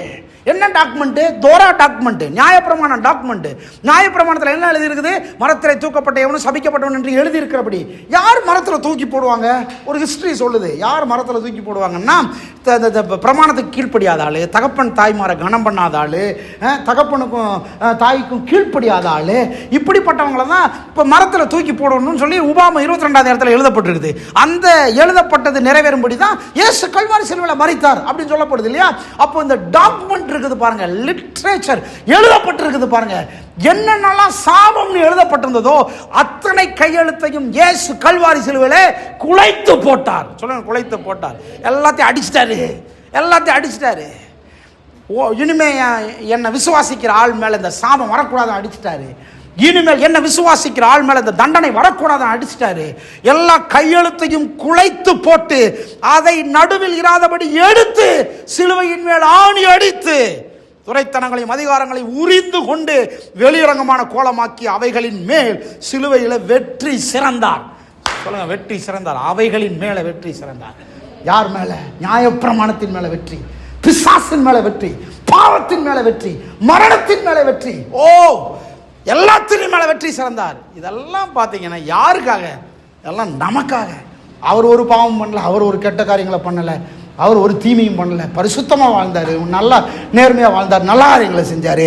எல்லா தண்டனையும் ஏன் மேலே இருந்தது? பாவம் சாபம்லாம் அவர் மேலே சுமத்தப்பட்டது. எல்லாத்தின் மேலே அவர் வெற்றி சிறந்தார். சொல்லுங்க, வெற்றி சிறந்தார். கலாத்தியர் 3 கிட்ட வாங்க. மரத்தில் தூக்கப்பட்டவன் சபிக்கப்பட்டு எழுதியிருக்கு. அப்படி நமக்காக சாபமாகி நியாயப்பிரமாணத்தின் சாபத்திலிருந்து நம்ம நீங்களாக்கி மீட்டு கொண்டார். மட்டும் இல்லை, அடுத்த வசனம் தான் ரொம்ப முக்கியமான வசனம். ஆபிரகாமுக்கு உண்டான ஆசீர்வாதங்கள் அத்தனையும் கிறிஸ்து இயேசுவின் மூலமாக புறஜாதிகளாகிய நமக்கு வரும்படியாக இப்படி ஆயிற்று. சொல்லுங்க, ஆபிரகாமின் ஆசீர்வாதம். சத்தமா சொல்லுங்க, ஆபிரகாமின் ஆசீர்வாதம்.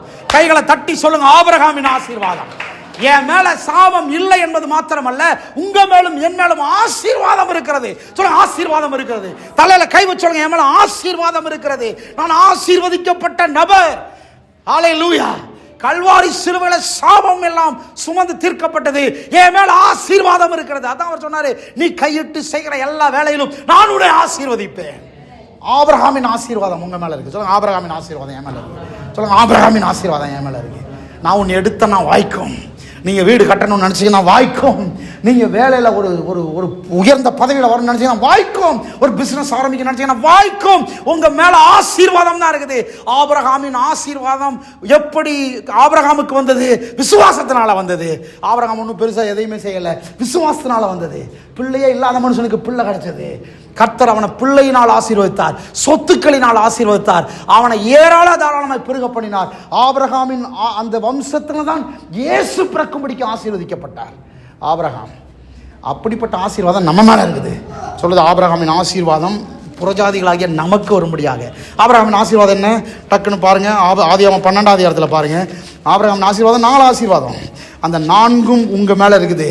இயேசு கிறிஸ்து சிலுவையிலே அதான் வாங்கி கொடுத்திருக்கிறாரு. 12ஆம் அதிகாரம் கர்த்தர் ஆபிரகாமை நோக்கி, முதல் முறை ஆபிரகாமை பார்த்து கர்த்தர் பேசுறார். ஆபிரகாமை நோக்கி, நீ உன் தேசத்தையும் உன் இனத்தையும் உன் தகப்பன் வீட்டையும் விட்டு புறப்பட்டு நான் காண்பிக்கிற தேசத்துக்கு போன்றாரு. அப்ப நான் உன்னை பெரிய ஜாதியாக்கி, ஃபர்ஸ்ட் என்னது, பெரிய ஜாதியாக்கி. சொல்லுங்க, பெரிய ஜாதியாக்கி. சத்தமா சொல்லுங்க, பெரிய ஜாதியாக்கி. சொல்லுங்க, சிறு கூட்டமா இருப்பேன் ஆனா பெரிய ஜாதியாவேன். சொல்லுங்க, பெரிய ஜாதியாவேன். அப்படின்னா என்ன அர்த்தம்? சந்ததிகள் மலடா இருக்காதுன்னு அர்த்தம். சந்ததிகள் பெருகுவார்கள். சந்ததிகளுக்கு கரெக்டா ஏற்ற நேரத்தில் திருமணமாகும், ஏற்ற நேரத்தில் பிள்ளைகள் பிறக்கும். யாரை பார்த்து சொல்றாரு? ஒரு பிள்ளை கூட இல்லை, கல்யாணம் ஆயிடுச்சு, 75 வருஷம் ஆச்சு, கல்யாணம் ஆகி புழு பூச்சி இல்லை. கர்த்தர் சொல்றாரு, உன்னை நான் விரும்புகிறேன், நீ என்னை விசுவாசி, நான் உன்னை பெரிய ஜாதி ஆக்குவேன். ஓ லார்ட், பெரிய ஜாதி. சொல்லுங்க, பெரிய ஜாதி. சத்தமா, பெரிய ஜாதி. ஆமென். நான் உன்னை பெரிய ஜாதியாக்கி உன்னை ஆசீர்வதித்து உன் பேரை பெருமைப்படுத்துவேன். சொல்லுங்க, பேரை பெருமைப்படுத்துவேன். ஓ லார்ட், இன்னைக்கு தீர்க்க தரிசனமா சொல்றேன், எங்க உங்க பேரு கெட்டு போச்சுன்னு நினைக்கிறீங்களோ அங்க கர்த்தர் உங்கள் பேரை பெருமைப்படுத்துவார். உங்க பேரை பெருமைப்படுத்துவார். உன் பேரை பெருமைப்படுத்துவேன். அப்புறம் நீ ஆசீர்வாதமா இருப்பாய். சொல்லுங்க, நான் ஆசீர்வாதமா இருப்பேன். சத்தமா சொல்லுங்க, நான் ஆசீர்வாதமா இருப்பேன். சொல்லுங்க, நான் ஆசீர்வாதமா இருப்பேன். தலையில கை சொல்லுங்க, நான் ஆசீர்வாதமா இருப்பேன். சொல்லுங்க, நான் ஆசீர்வாதமா இருப்பேன். நான் செய்கிறதெல்லாம் வாய்க்கும். நான் ஆசீர்வாதமா இருப்பேன். சொல்லுங்க, நான் ஆசீர்வாதமா இருப்பேன். வேலையை பார்த்து கவலைப்படாதீங்க, உங்கள்ட்ட என்ன இருக்கு இல்லைன்றதை பார்த்து கவலைப்படாதீங்க, யார் உதவி செய்ய இருக்கான்லாம் பார்த்து கவலைப்படாதீங்க. உங்களோட யார் இருக்கிறாங்களோ இல்லையோ, கர்த்தர் உங்கள் மேலே ஆசீர்வாதத்தை வைத்திருக்கிறார். ஆசீர்வாதம் மேல் இருக்குது. ஆமென். கடன் எல்லாம் தீரும், சூழ்நிலையெல்லாம் மாறும், பிரச்சனைகள் மாறும். ஒரு சின்ன வியாபாரத்தில் இருக்கிறீங்களா, நான் சொல்றேன், அதுல ஆசீர்வாதம் ஆசீர்வாதம்னு பேசுங்க, பிளஸ்ஸிங் பேசுங்க. போனவன கை வச்சு ஆசீர்வதிங்க, ஆசீர்வதிங்க. நான் ஒவ்வொரு நாளும் சபையில் வந்து ஒவ்வொரு சேரையும் ஆசீர்வதிக்கிறேன். இங்கே ஒரு ஆத்துமாவை கர்த்தர் முன் குறித்திருக்கிறேன், அந்த ஆத்துமா ஆசீர்வதிக்கப்பட்ட ஆத்துமா. இங்கே ஒரு ஆத்துமாவை முன் குறித்திருக்க, இந்த ஆத்துமா ஆசீர்வதிக்கப்பட்ட ஆத்துமா. இங்கே ஊழியக்காரர்களை கர்த்தர் கொண்டு வர போறீங்க, ஆசீர்வதிக்கப்பட்ட ஊழியக்காரர்கள் வர போறாங்க. எத்தனை பேர் ஆமென்னு சொல்றீங்க? மேலே பைபிள் காலேஜுக்கு அத்தனை மாணவர்கள் புதுசாக ஜாயின் பண்றாங்க, ஆசீர்வதிக்கப்பட்டவர்கள். ஒருவேளை இந்த இடத்துக்குள்ள வராத வரைக்கும் சாபத்தில் இருந்திருக்கலாம், இந்த இடத்துக்குள்ள வந்ததுக்கு அப்புறம் ஆசீர்வாதம் வேலை செய்யும்.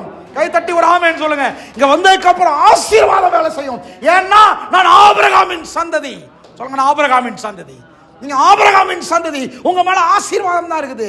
புறஜாதியானாகிய ஆபிரகாம் விசுவாசத்தினாலே ஆசீர்வதிக்கப்பட்டது போல, விசுவாசத்தினாலே நடக்கவே முடியாத ஒன்று நடத்தி காட்டினதை போல நான் சொல்றேன், உங்க வாழ்க்கையில் ஆசீர்வாதம் தான் வரும். சொல்லுங்க, ஆசீர்வாதம் தான் வரும். சொல்லுங்க, ஆசீர்வாதம் தான் வரும். நான் உன்னை ஆசீர்வதிப்பேன், உன் பேரை பெருமைப்படுத்துவேன், நீ ஆசீர்வாதமாய் இருப்பாய். 3 சொல்றது, உன்னை ஆசீர்வதிக்கிறவர்களை ஆசீர்வதிப்பேன். உன்னை ஆசீர்வதிக்கிறவர்களை நான் ஆசீர்வதிப்பேன். என்ன மாதிரி வாக்குத்தத்தம் பண்ணுறேன்? உங்களை யாராவது ஒருத்தர் ஆசீர்வதிச்சாங்கன்னா அவங்க ஆசீர்வாதமாக இருப்பாங்க. எத்தனை பேர் ஆமென்னு சொல்றீங்க? என்ன மாதிரி ஆசீர்வாதம்? நீங்கள் நல்லா இருப்பீங்கன்னு சொன்னாங்கன்னா அவன் நல்லா இருப்பான். இந்த டெக்னிக் மட்டும் புரிஞ்சிருச்சுன்னா டெய்லி வந்து 4 பேர் சொல்லுவாங்க, நீ நல்லா இருப்பீங்க. ஆமென். அப்போ நான் சொல்கிறேன், இந்த ஆசீர்வாதம் எல்லார் மேலே இருக்குது. நீங்கள் சொல்ல ஆரம்பிச்சுருங்க. நீங்க என்ன சொல்லுங்க? நல்லா இருக்கீங்களான்னு கேட்காதீங்க, கை கொடுத்து நல்லா இருப்பீங்கன்னு சொல்லுங்க. சொல்லுங்க, பக்கத்தில் கை, நல்லா இருப்பீங்க. சொல்லுங்க, நல்லா இருப்பீங்க, நல்லா இருப்பீங்க, 16 பெற்று பெருவாழ்வு வாழ்வீங்கன்றாங்கல்ல. நல்லா சொல்லுங்க, நல்லா இருப்பீங்க, நல்லா இருப்பீங்க, நல்லா இருப்பீங்க. நீங்க புறஜாதிகள்லாம் பார்த்து சொல்லுங்க, நல்லா இருப்பீங்க. வியாபாரம் பண்ணும்போது ஏதாவது எடுத்து கொடுத்துட்டு சொல்லுங்க, நீங்க நல்லா இருப்பீங்க. அந்த அம்மாவுக்கு அந்த பொருள் வாங்குறாங்களோ இல்லையோ, நல்லா இருப்பீங்கன்ற வார்த்தை வேலை செய்யும். ஆமாவா இல்லையா? சொல்லுங்க, நல்லா இருப்போம், நீங்கள் நல்லா இருப்பீங்க. அங்கே பைபிள் சொல்லுது, உன்னை ஆசீர்வதிக்கிறவளை நான் ஆசீர்வதிப்பேன். நீங்கள் ஆசீர்வதிக்க ஆரம்பிங்க, நீங்கள் ஆசீர்வாதமாகிடுவீங்க. ஆமென். எல்லாத்தையும் பார்த்தா ஆசீர்வதிங்க, ஆசீர்வாதமாகிடுவேன், நீங்கள் ஆசீர்வாதமாகிடுவீங்க.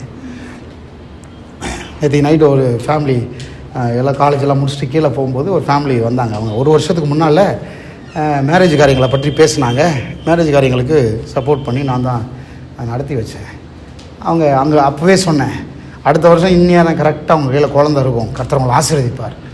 அப்படியா பாஸ்டர்? நீங்கள் சொன்னபடி ஆகட்டும் பாஸ்டர்னாங்க.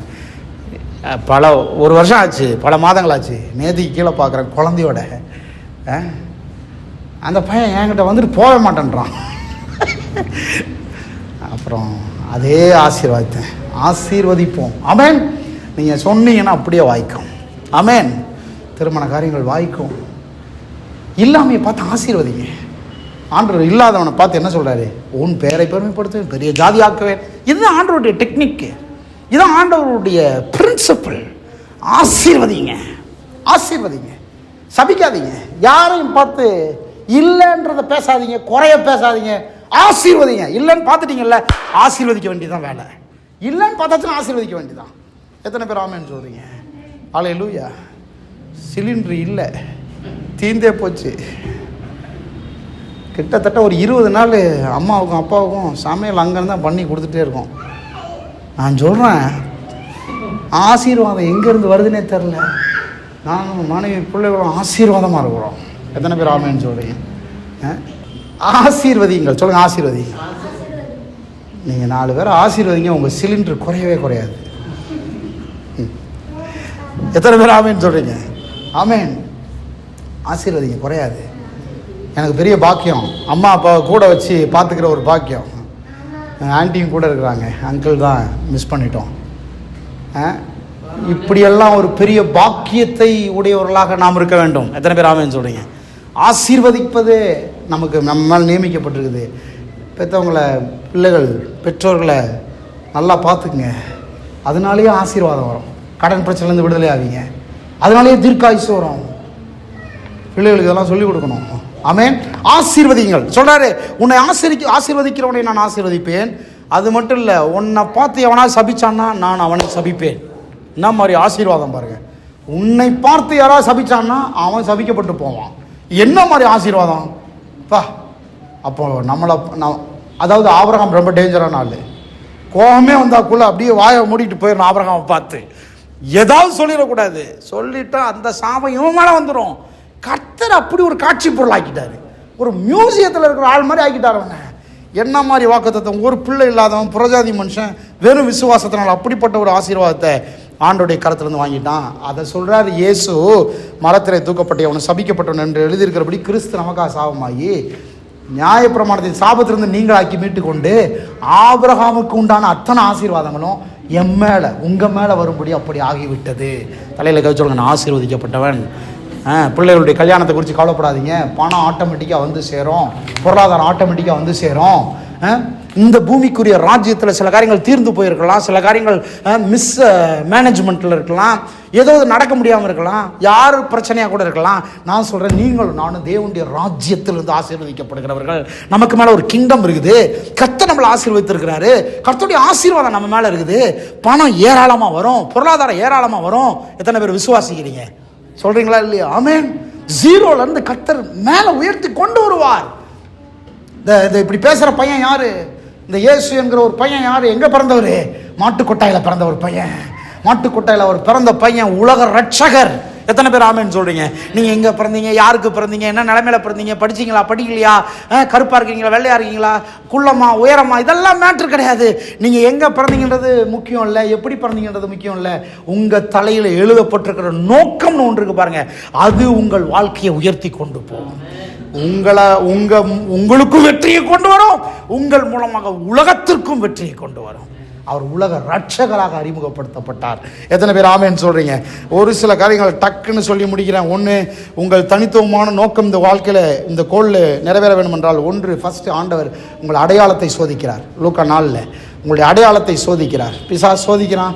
சோதிக்கும் போது நீங்கள் சில காரியங்களை நிரூபிக்க முயற்சி செய்யாதபடிக்கு நீங்கள் உங்களை காத்துக்கொள்ள வேண்டும். உங்கள் அடையாளத்தை சோதிக்கிறார். 2வது, தேவன் உங்கள் சுய சித்தத்தை அழிக்கிறார். அங்கே லூக்கா 22 பார்க்குறோம், என் சித்தத்தின்படி அல்ல. சுய சித்தம் சில சமயங்களில் தேவனுடைய சித்தத்தை மீற வைக்கும், தேவனுடைய நோக்கத்தை மீற வைக்கும். நமக்கு சில காரியங்கள் சரின்னு படும். ஆனால் எப்போ நீங்கள் ஆண்டவருக்கு சரின்னு படுறதில் உங்கள் வாழ்க்கையை செலுத்த பார்க்குறீங்களோ, அப்பொழுது நீங்கள் உங்கள் சுய சித்தத்தை ஜெயித்து தேவனுடைய நோக்கத்தை நிறைவேற்றுவீர்கள். ஆமென். 3வது, அதுக்கப்புறம் தான் தேவன் தம்முடைய மகிமையை வெளிப்படுத்த ஆரம்பிக்கிறார். இயேசு மரித்தது போல இருக்குது 3 நாள், அடக்கம் பண்ணப்பட்டது போல இருக்குது 3 நாள், 3வது நாள் உயிரோடு எழும்பினார், தேவனுடைய மகிமை விளங்க பண்ணினார். எத்தனை பேர் ஆமென்னு சொல்றீங்க? 4 காரியம். வனாந்தரத்தில் பிசாசு தோற்று போனான். ஆமென். வனாந்தரத்தில் பிசாசு தோற்று போனான். கெத்செமனேல மனுஷ சித்தம் தோற்று போனது. ஆமென். அல்லேலூயா. 3வது, சிலுவையிலே பாவம் தோற்று போனது. உயிர்த்தெழுதலிலே மரணம் தோற்று போனது. எல்லாமே தோற்று தான் போக முடியும், நாம தான் ஜெயிக்க முடியும். இயேசு தான் ஜெயிக்க முடியும். தேவனுடைய குமாரன் அவர். அவரை தோற்கடிக்க இந்த உலகத்தில் ஒன்றுமே கிடையாது. நான் சொல்றேன், அது உங்கள் மேல பழிக்கும். உங்களை தோற்கடிக்க இந்த உலகத்தில் ஒன்றுமே கிடையாது. பாவம் உங்களை தோற்கடிக்க முடியாது, பிசாசு உங்களை தோற்கடிக்க முடியாது, மனுஷ சித்தம் தேவனுடைய நோக்கத்தை நிறைவேற்றக்கூடாதபடிக்கு உங்களை தோற்கடிக்க முடியாது, மரணம் உங்களை தோற்கடிக்க முடியாது. அல்லேலூயா. மரிச்சது போல இருக்குது, எல்லாம் தோற்றது போல தெரியுது. ஊரே சிரிச்சது, கல்வாரி சிலுவையில் பார்த்து எல்லாம் சிரிச்சாங்க. நீயே உன்னை ரட்சித்துக் கொள்ள முடியல. ஆமென். அவர் எல்லாத்துக்கும் அமைதலாக இருந்தார். கொஞ்ச நாள் வெயிட் பண்ணுங்கப்பா, 2-3 days வெயிட் பண்ணுங்க, என் வாழ்க்கை மேலே வர்றதை காண்பீர்கள். அன்னைக்கு சொல்கிறேன், தீர்க்க தரிசனமாக சொல்கிறேன், இன்னொரு 3 நாள் தான் உங்கள் லைஃப் மாறுறதை பார்ப்பீர்கள். அல்லேலூயா. வெக்கத்தில் அவமானத்தில் வந்து நிற்கிறீங்களா? எல்லாம் சரி சார். ப்ராக்டிக்கல் லைஃப்பில் நான் பாடுற பாடு, சோதனைகள், சூழ்நிலைகள், பிசாசுடைய டெம்ப்டேஷன்ஸ், மனுஷ உணர்ச்சிகள், அங்கே ரத்தம் வேர்வையில் கலந்து விழுந்தது போல் என் வாழ்க்கையில் அத்தனை காரியத்தை நான் சந்திக்கிறேன். நான் நினச்சது நடக்க மாட்டேங்குது, என்னுடைய விருப்பங்கள் நிறைவேற மாட்டேங்குது, என் ஆசையில் நான் இன்னும் சில காரியங்களை முடிக்க முடியாமல் இருக்கிறேன்னு நினைக்கிறீங்களா? கரெக்டாக சொல்ல, 2 days வெயிட் பண்ணேன், 2 days வெயிட் பண்ணேன். எல்லாம் முடிந்து விட்டது. All was completed, it is finished. அவர் சொன்னார், எல்லாம் முடிந்தது. சொல்லுங்கள், எல்லாம் முடிந்தது. ஓ, உங்கள் வாழ்க்கையின் தலையெழுத்து எல்லாம் முடிந்தது. இதை விசுவாசிங்க. வாழ்க்கை விசுவாச வாழ்க்கை, வாழ்க்கை விசுவாச வாழ்க்கை, நம்பிக்கையின் வாழ்க்கை. ஆபிரகாம் எப்படி பிள்ளையை பெற்றெடுத்தார், எப்படி ஆசீர்வாதம் இருந்துச்சு? விசுவாசத்தினாலே பிள்ளையை பெற்றெடுத்தார். நான் சொல்கிறேன், உங்கள் வாழ்க்கையில் முன்னேற்றம் எப்படி வரும்? விசுவாசத்தினாலே வரும். ஒருவேளை சாப்பாட்டுக்கு அலைஞ்சு திரிஞ்சிட்டு இருந்த ஆள், சாப்பாட்டுக்கு வழி இல்லாமல் இந்த பகுதியில் அத்தனை பகுதியிலையும் தெருவா பிரசங்கம் பண்ணிட்டு இருந்த ஆள், 350 ரூபா, நாங்கள் 350 ரூபா வாடகை தனிப்பட்ட விதத்தில் என்னால் கொடுக்க முடியல பேச்சுலராக இருக்கும்போது. அதுக்கப்புறம் 3500 ரூபா நானும் மனைவி பிள்ளைகளும் ஜெரவே வீட்டுக்கிட்ட தான் இருந்தோம். 3500 ரூபா கொடுக்க முடியல. அதுக்கப்புறம் சர்ச்சு வாடகை 2500 ரூபா கொடுக்க முடியல. அன்றைக்கி அந்த கிறிஸ்தவர் தான், அவரும் ரோட்டில் நின்று கேட்டார், சிக்கன் வாங்கி சாப்பிட முடியுது, 2500 ரூபா வாடகை கொடுக்க முடியாதான்னு கேட்டார். நான் எல்லாவற்றையும் சகித்து கொண்டேன். இன்றைக்கு 25,000 ரூபா வாடகை கொடுக்குறோம். கர்த்தர் உயர்த்தி தான் போகிறாரே ஒழிய கீழே போகவே முடியாது. கைகளை தட்டி கர்த்தரை மகிமை கொடுக்கணும். கீழே போகவே முடியாது. சொல்லுங்க, கீழே போகவே முடியாது. சில நாட்கள் அப்படி தான் இருக்கும். இதெல்லாம் ஏற்றுக்கொள்ளுங்க, இதெல்லாம் சகித்துக் கொள்ளுங்க. இதெல்லாம் ஒரு பெரிய மேட்டர் கிடையாது. ஏனென்றால் இவங்க கண்ணு முன்னாலே கர்த்தர் உங்களை உயர்த்துவார். ஹல்லேலூயா. அந்த ஆளு பார்த்து பார்த்து வெக்கப்படுறாரு, பார்த்து அவமானப்படுறாரு. இவன்லாம் மேலே வந்துடுவானா, ஊழியம் வளர்ந்துருமா? நான் சொல்கிறேன், ஹலோ, யார் இருந்தாலும் இல்லைனாலும், எது நடந்தாலும் நடக்கலைனாலும், யார் கொடுத்தாலும் கொடுக்கலைனாலும், ஊழியம் கர்த்தருடையது. கை தட்டி விடாமன்னு சொல்லுங்க, அழைத்தவர் கர்த்தர். அல்லேலூயா. சில சமயங்களில் பிதாவே கைவிட்டது போல இருக்குது, கடவுளே கைவிட்டது போல இருக்குது. இயேசுவை பார்க்கும்போது சீசர்லாம் ஓடி போயிட்டாங்க, கூட இருந்தவங்களாம் ஓடி போயிட்டாங்க, யாருமே இல்லை. ஹலோ, தனிமையா மரியாளும் யோவானும் இயேசு மட்டும் தொங்கிட்டு இருக்கிறாங்க. யாருமே கூட இல்லை. யூதாஸ் காட்டி கொடுத்துட்டு ஓடி போயிட்டான். கூட பேதுரு இல்லை, யாருமே இல்லை. மரியா அம்மா இருக்கிறா, யோவான் அன்பா இருந்தான், அவன் மட்டும் தான் நன்றி உள்ளவனா இருக்கான். 3 பேர் தான் இருக்கிறாங்க. நான் சொல்றேன், 3 பேர் தான் இருக்காங்களா? உலக ரட்சகராக கர்த்தர் உன்னை வைத்திருக்கிறார். உன் மேல எழுதப்பட்டது வேற. அதனால தான் இதை பார்த்து பயப்படக்கூடாது, இதை பார்த்து கவலைப்படக்கூடாது, இதை பார்த்து ஒடிஞ்சு போகக்கூடாது, இதை பார்த்து சோர்ந்து போகக்கூடாது. உங்களை பார்த்து கர்த்தர் சொல்லுகிறார், எல்லாமே கைவிட்டது போல தெரியுதா? தேவன் கூட கைவிட்டது போல தெரியுதா? அவரே சிலுவையில் சொல்லிட்டார், என் தேவனே, என் தேவனே, நீர் கூட கைவிட்டீரா? எல்லாரும் கைவிடப்பட்டது போல தெரியுதா? நான் சொல்றேன், 2 நாள் தான், 3 நாள் தான். 3வது நாள் தேவன் கைவிட்டது போல தெரியாது. தேவன் நான் உன் கூட தான் இருந்தன்றதை நிரூபிப்பார். 3 நாள் தான் உங்க வாழ்க்கையில கர்த்தர் நிரூபிப்பார். சொல்லுங்க, நிரூபிப்பார். கர்த்தர் உங்களை உயர்த்துவார், கர்த்தர் உங்களை மேன்மைப்படுத்துவார். எந்த இடத்துல நீங்கள் கண் கலங்கி நிற்கிறீங்களோ அதே இடத்துல ஒரு சொந்த வீட்டை வாங்க உதவி செய்வார், சொந்த நிலத்தை வாங்க கை தட்டி ஒரு ஆமென் சொல்லுங்க. நீங்கள் ஒடுங்கி போன இடத்துல கர்த்தர் உங்களை உருவாக்குவார். ஹல்லேலூயா, ஹல்லேலூயா. புருஷன் இல்லையே, எனக்கு உதவி செய்வார் இல்லையே, ஆதாரம் இல்லையே என்று இருக்கிறீங்களா? நான் சொல்கிறேன், கர்த்தர் உங்களுடைய ஆதாரமாக இருப்பார். பவுல் சொன்னார், அவரே நமக்கு ஞானமும் நீதியும் பரிசுத்தமும் மீட்புமாய் இருக்கிறார். என் ரட்சிப்பு அவராலே வரும். சொல்லுங்க, அவராலே வரும். என் நம்பிக்கை அவர் மேல இருக்குது, அவராலே வரும். ஊழியத்தை அவர் உயர்த்துவார், பொருளாதார தேவை அவர் சந்திப்பார். எத்தனையோ லட்சங்கள் வந்துட்டு போகுது.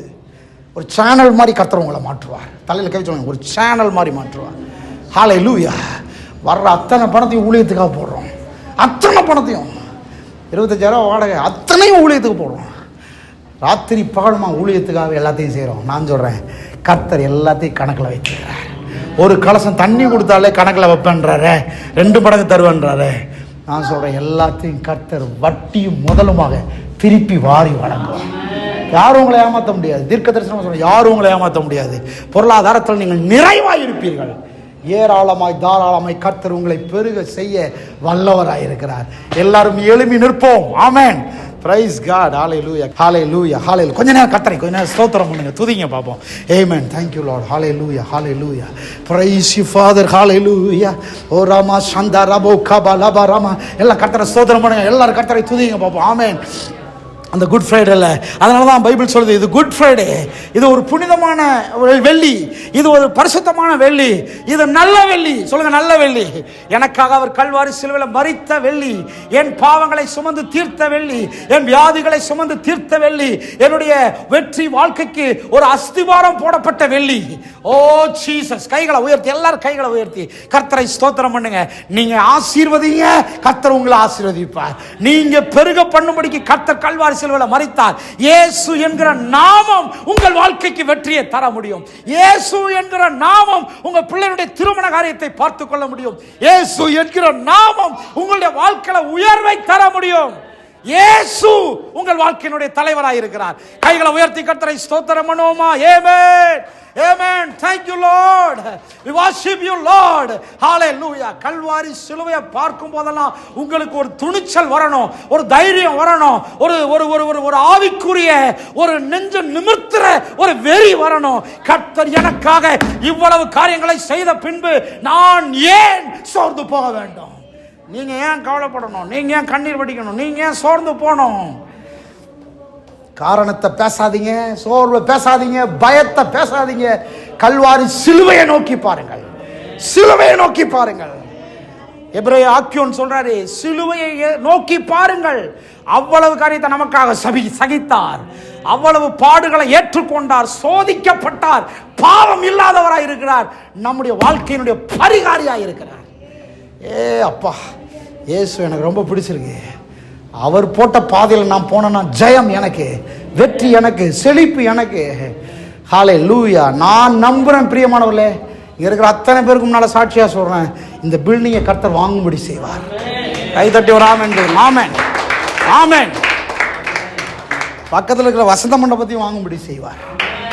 Price God. நான் அப்படிதான் ஜெபம் பண்ணிட்டு இருக்கேன். இந்த பில்டிங் பைபிள் காலேஜுக்காக, பக்கத்தில் இருக்கிற பில்டிங் சர்ச்சுக்காக கர்த்தர் அப்படியே வாங்கும்படி செய்வார். ஒரு நாள் இப்படி பேசிக்கிட்டு இருந்தேன் ஒரு பாஸ்டர்கிட்ட. அவர் சொன்னார், அப்படின்னா அதுக்குன்னு ஒரு டோக்கன் விதைங்கன்னாரு. விசுவாசிக்கிறீங்கன்னா விதைங்கன்னாரு. டக்குன்னு டோக்கனாக ஒரு விதையை விதைச்சேன். நான் டக்குன்னு விதைச்சேன். அப்படி அப்போலேருந்தே எனக்கு ஒரு தைரியம் வந்துருச்சு. கர்த்தர் இதுக்கு டோக்கன் போட்டார், அது என்னுடையதாக மாறும். நீங்கள் ஒன்றை விசுவாசிக்கிறீங்கன்னா டோக்கன் பண்ணுங்க, ஒன்றை விசுவாசிக்கிறீங்கன்னா டோக்கன் பண்ணுங்க. ஆபிரகாம் விசுவாசத்துக்கு அடையாளம் என்ன தெரியுமா? கிளம்பிட்டான்.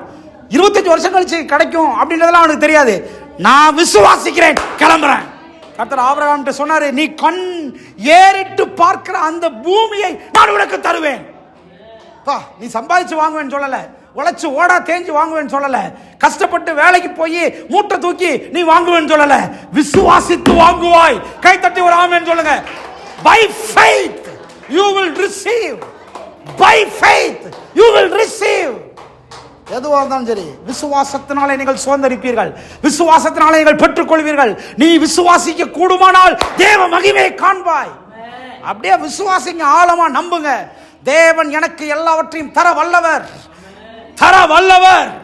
தீர்க்காயுசை தர வல்லவர், பலனை தர வல்லவர்.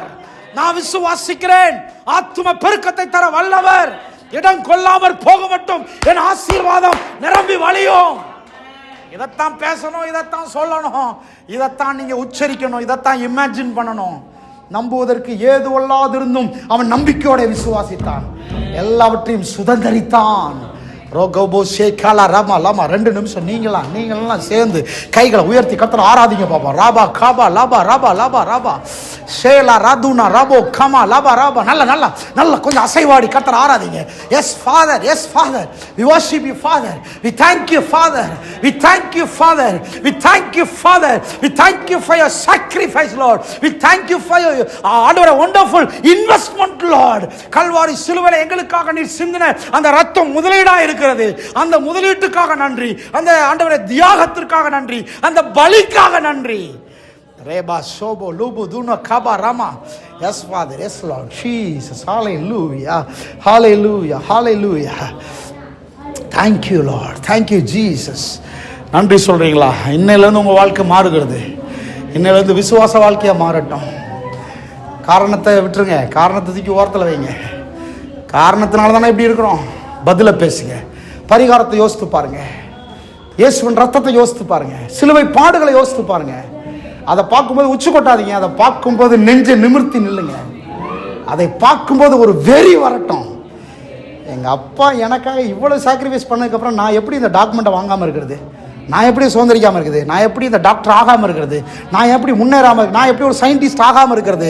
என் அப்பா பிதாவாகிய தேவன் குமாரனா இயேசுவின் மூலமாக இவ்வளோ பெரிய சாக்ரிஃபைஸ், இவ்வளோ பெரிய இன்வெஸ்ட்மெண்ட் பண்ணதுக்கப்புறம் நான் எப்படி வெற்றி பெறாமல் இருப்பது?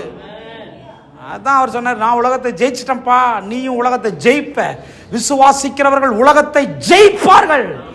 விசுவாசிக்கிற நீங்க உலகத்தை ஜெயிப்பீங்க. விசுவாசிக்கிற உங்களோட 4 பேர் சேர்ந்தானா அவன் உலகத்தை ஜெயிப்பான். உங்களோட சேர்றவன்லாம் ஜெயம் பெறுவான். உங்களோட சேர்ற ஆளெல்லாம் முன்னேறுவான். உங்களோட சேர்ற ஆளெல்லாம் நல்லா இருப்பான். ராபா லதா ரபோ ஷைகாபா லபா ராபா லஹமா. கர்த்தர் பெரிய அந்தஸ்தில் உங்களை உயர்த்துவார். அவர் நிர்வாணமானார், ஏன் நீங்க மகிமை அடையும்படியாக. அவர் தரித்திரரானார், ஏன் நீங்கள் செல்வ சீமான்களாய் மாறும்படியாக. Prosperity is your rights. உங்களுடைய உரிமை, உங்களுடைய ஸ்லாக்கியம், உங்களுடைய மகிமை. கர்த்தர் உங்களை மகிமையாக்குவார். அதுக்கு தான் கல்வாரி சிலுவையில் மரித்தார். Yes Lord Jesus.